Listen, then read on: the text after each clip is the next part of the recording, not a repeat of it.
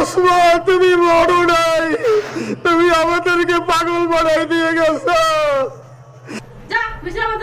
আজকের এই লক্ষ লক্ষ তৌহিদি জনতা, আপনারা হাজির হয়েছেন আমার কলিজার টুকরো ছোট ভাই শহীদ শরীফ ওসমান হাদির জানাজার নামাজে অংশগ্রহণ করার জন্য।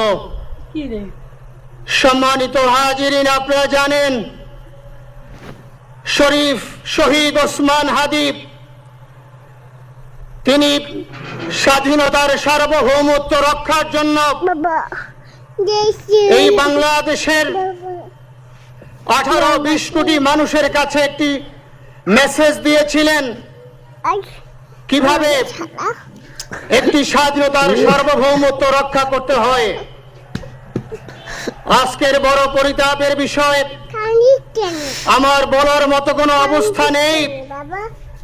আপনারা জানেন যে শরীফ ওসমান হাদির একটি বাচ্চা মাত্র 8 মাস বয়স।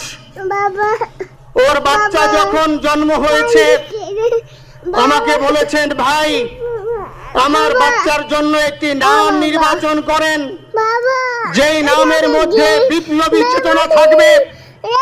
আমার সন্তানের জন্য একটি নাম নির্বাচন করেন, যেই নামটা সাহসিকতার পরিচয় বহন করবে। আমি অনেক যাচাই বাছাই করে ওর সন্তানের নাম দিয়েছিলাম ফিরিনাস, বিপ্লবী এবং সাহসী।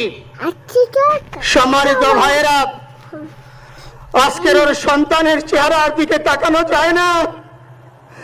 আজকের আমার মা প্রায় পাগল হয়ে যাচ্ছে, জ্ঞান হারিয়ে ফেলছে। আমার ভাই বোন তারা পাগল হয়ে যাচ্ছে। আমার 6 ভাই বোনের মধ্যে সবচেয়ে ছোট ছিল শরীফ ওসমান হাদি। আজকের তার লাশ আমার কাঁধে বহন করতে হচ্ছে। আজকের আপনাদের কাছে আমার কোনো দাবি নেই, শুধু একটি দাবি,